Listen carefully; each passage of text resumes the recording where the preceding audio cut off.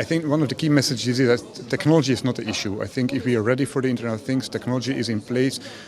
Currently, it's about what are the barriers for adoption that we need to deal with, and it's about user participation, it's about privacy, it's about deployment, these kind of things. That's what we really need to take care of. How to bring the business actors together, how to bring manufacturer of hardware devices together with an end user, together with an application developer, and prove that there's really some value in for all the actors to join this ecosystem. So Sensetail.com, it's a platform, an online platform, and basically it allows for application developers to create very easy and lightweight applications for this Internet of Things without worrying whether the device they are creating an application for is a Philips or a Samsung or a Brown device. They just create an application for a TV or a toothbrush, and they have a high degree of abstractions there. And there's a community where end users can join. They can ask to the developers, I would need this, can you develop it? And it's really an online community and a marketplace where people can share applications, share insights, and have a very open and transparent way of creating new value on this Internet of Things. It's a mashup environment with very clear open APIs and very well documented and very clearly defined. Yes. On a toujours l'impression que l'Internet des objets c'est quelque chose du futur. On le présente toujours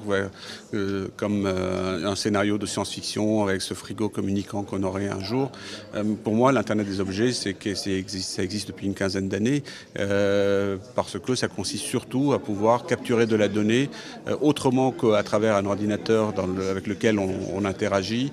Donc vos capteurs de température sont de l'Internet des objets, votre GPS est un Internet des objets, votre photocopieur qui signale à la personne qui l'entretient combien vous avez consommé de papier et combien il y a d'encre, et il fait ça depuis 15 ans, vous ne le saviez même pas, c'est de l'Internet des objets. Vos toilettes qui tirent la chasse tout seul, c'est de l'Internet des objets. Ça fait peut-être pas rêver, mais l'Internet des objets, c'est là depuis 15 ans et il n'y a pas de raison que ça s'arrête et ça va s'amplifier. Donc ça y est, ce qu'on veut avant tout, c'est capturer de la donnée dans les comportements des gens sans qu'ils aient besoin de l'amener au puits tous les jours, l'amener au guichet pour dire voilà ma donnée, tenez, prenez-la, et on leur dit merci. Parce qu'il y a très peu de gens qui font ça, qu'on ne le fait pas très souvent, qu'il n'y a que les gens qui sont très motivés qui le font, et que c'est très motivant. Et le genre de service qu'on peut rendre à partir de ce peu de données que les gens apportent est finalement assez pauvre. Alors que si on avait un moyen de capturer ces données de manière très régulière, automatique, imperceptible à l'utilisateur, ça ne veut pas dire inconnu de l'utilisateur, mais sans lui demander de motivation importante, on aurait beaucoup de données, et à partir de ces données, on pourrait lui fournir des services beaucoup plus riches, beaucoup plus pertinents, beaucoup plus automatiques que ce qu'on imaginait jusqu'à présent à base de 3-4 données par an par utilisateur. Alors vous avez clairement lié l'Internet des objets avec le Big Data. Donc la collecte des données et surtout leur exploitation, c'est un peu finalement la clé de ce futur.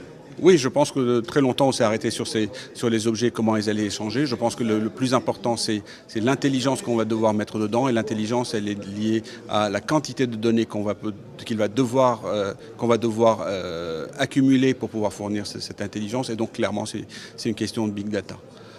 C'est une des facettes du Big Data. Comme opérateur mobile, on s'est focusé depuis 2001 sur le machine-to-machine. Dans une première phase, vraiment dans le B2B, l'antivol des voitures, l'antivol des grands compresseurs mobiles. Et de plus en plus, on voit qu'il y a des vagues du marché résidentiel. Par exemple, avec un produit comme Coyote, avec d'autres produits, on va insérer de plus en plus de capter des données, des sources que jusqu'à ce moment-ci, personne n'a pu croire que ça devient une source d'information. On parle des machines à café, on parle des chiens, on parle des bois, on parle des voitures, et de plus en plus, on va arriver vers une situation que n'importe quel objet, n'importe quelle machine est en train de communiquer vers des personnes ou vers d'autres machines. Et le rôle d'un opérateur mobile, c'est d'un côté motiver, premièrement montrer que le business existe et qu'on sait de quoi on parle, et deuxièmement motiver des partenaires à dire oui, peut-être il y a un business pour moi là-dedans. Et qu'on peut constater maintenant, c'est les deux sociétés les plus grandes dans ce monde-là, ce sont deux petits PME.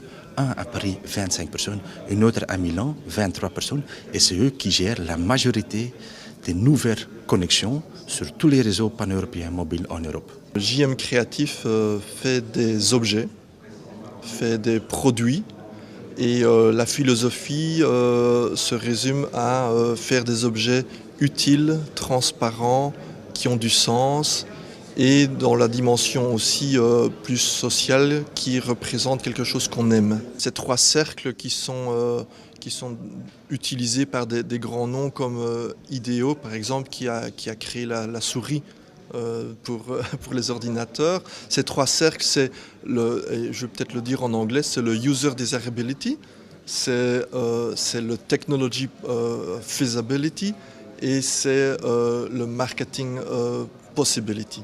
Donc en français maintenant, donc il faut qu'un objet puisse être réalisé, ça c'est la côté technologique. Il faut qu'il ait une valeur commerciale et qu'il puisse être présenté sur le marché, ça c'est le Market Penetration. Et alors il y a l'aspect complètement utilisateur.